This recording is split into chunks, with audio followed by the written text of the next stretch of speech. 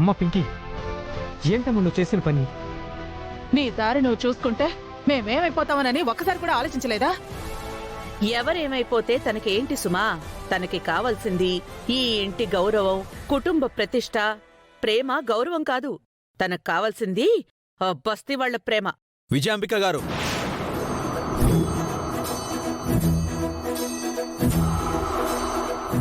మేం పుట్టింది బస్తీలోనే గాని గుణంలో మాత్రం మీరు అందుకోలేనంత ఎత్తులో ఉంటాం.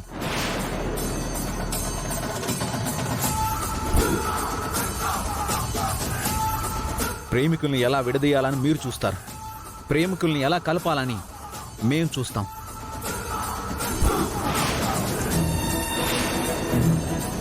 మీరు ప్రేమ గురించి మాట్లాడుతుంటే వినడానికి అస్సలు బాలేదు. కుటుంబం నుంచి దూరం చేసే ప్రేమ ఏం ప్రేమ రాజు?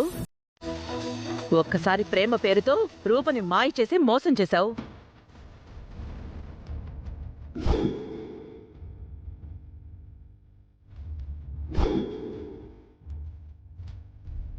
ఇప్పుడు మళ్ళీ అదే ప్రేమ పేరుతో నీ తమ్ముణ్ణి అడ్డం పెట్టుకుని మా పింకిని మాయ చేస్తున్నావు.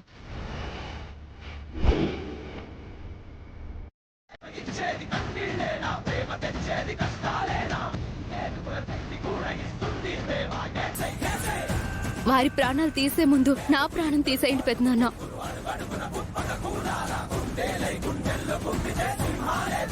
అడు తప్పుకో పింకీ. నేను తప్పుకొని పెద్దనాన్న, కోపి లేకుండా నేను ఉండలేను.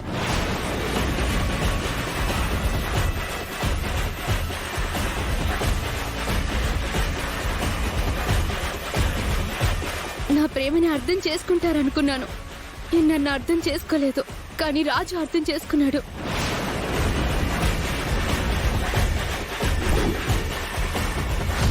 నేను అడిగితేనే రాజు నన్ను తీసుకెళ్లాడు పెద్దనాన్న.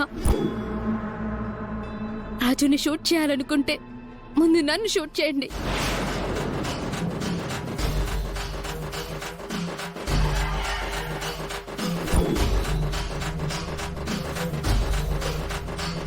పింకీ, ఏం మాట్లాడుతున్నావు?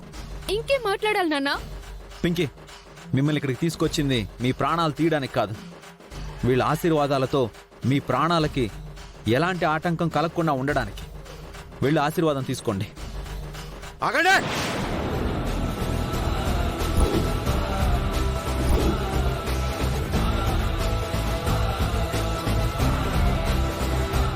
ఇంతమందిలో మమ్మల్ని అవమానించిన మిమ్మల్ని ఆశీర్వదించడానికి మా చేతులు ఎలా వస్తాయనుకున్నారు? వీడెప్పటికైనా మారతాడనుకునే ఇంతకాలం ఓపిక ఎదురు చూశాను. ఇప్పుడు ఆశ కూడా చచ్చిపోయింది. రూపకి జీవితం లేకుండా చేశాడు వీడు.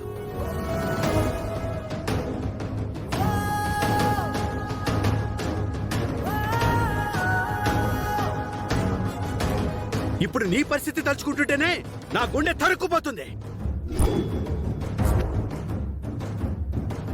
నా కుటుంబాన్ని ఎటూ కాకుండా చేసిన ఈ నీచుడు బతకడానికి వీల్లేదు.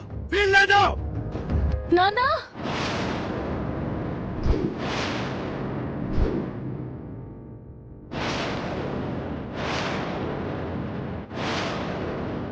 రూపా, అటు తప్పుకో.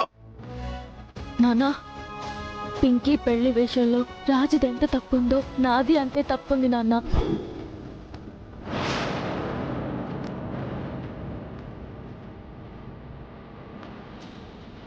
అవును నాన్న, పింకీకి పెళ్లి చూపులు ఏర్పాటు చేసిన విషయం రాజుకి నేనే చెప్పాను.